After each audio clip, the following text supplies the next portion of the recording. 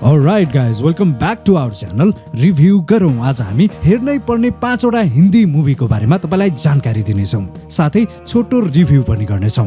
हाम्रो लिस्ट अनुसार नम्बर 5 मा रहेको छ द गोट लाइफ। आदु जीवितम, संघर्ष र सहनशीलताको कठोर कथा। यसका लिड एक्टर पृथ्वीराजले बेन्यामिनको उपन्यासमा आधारित यस फिल्ममा खाडीको कठोर मरुभूमिमा फसेको प्रवासी कामदार र नजिबको भूमिकामा जीवन्त अभिनय गरेका छन्। निर्देशक ब्लेसीले केरलाको हरियाली र विदेशको क्रूर वास्तविकता बीचको तीव्र भिन्नतालाई प्रभावकारी रूपमा यो मुभीमा प्रस्तुत गरेका छन्। जब उनी एउटा मरुभूमिमा नोकरको रूपमा फस्छन्, उनी त्यहाँबाट उम्किन के कस्तो स्ट्रगल गर्छन् र आफूलाई सर्भाइभ गर्न यो मुभीमा के गर्छन् भन्ने कुरा फिल्म हेरेर तपाईले थाहा पाउन सक्नुहुनेछ।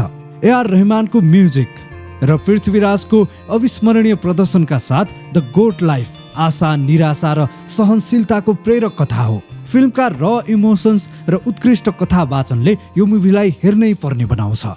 हाम्रो लिस्ट अनुसार नम्बर 4 मा रहेको छ लापता लेडिज। लापता लेडिज किरण रावको 14 वर्षपछि निर्देशनमा फर्किएको एक तिखो र हास्यले भरिएको व्यङ्ग्य हो, जुन स्टोरी ग्रामीण भारतमा आधारित छ। रेल यात्रामा दुई दुलैहरूको अदल बदल हुने कथा हास्यसँगै पितृसत्ता, महिलाको सशक्तिकरण र समानताको गहन सामाजिक सन्देशलाई मिश्रण गर्छ।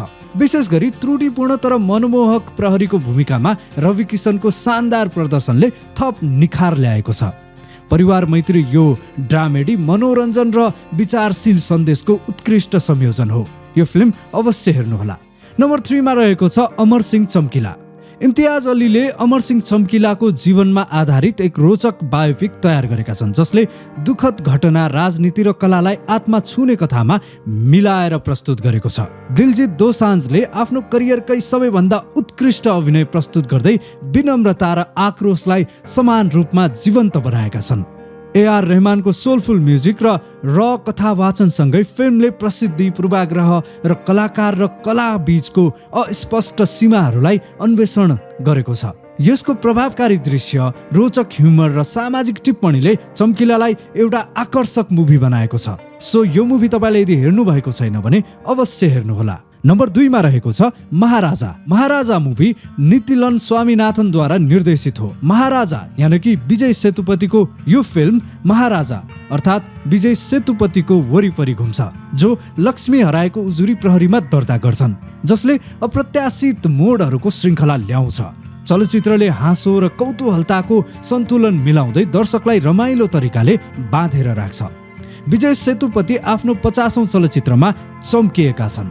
यो मुभीमा ट्विस्ट माथि ट्विस्ट छन् र अनुराग काश्यपले मेन एन्टागोनिस्टको भूमिका निर्वाह गरेका छन्, जुन एकदमै राम्रोसँग निर्वाह गरेका छन्। सेतुपतिका पात्र राम्रोसँग लेखिएका छन्।